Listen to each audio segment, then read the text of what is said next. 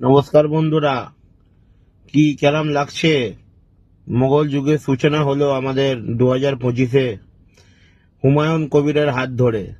খুব ভাল লাগছে হিন্দুগণ। এখনো পর্যন্ত নিজের ঘরে ঘুমাও, ঠিক আছে? এখনো পর্যন্ত নিজের ঘরে ঘুমাও। কে এক জিহাদি আছে, হুমায়ুন, সে বলেছে 70% আমরা মুর্শিদাবাদে হিন্দুদের ভাগীরথীর জলে কাটিয়ে ফেলে দেবো। কোনো উচ্চ বাচ্চা নেই, কারোর কোনো কথা নেই।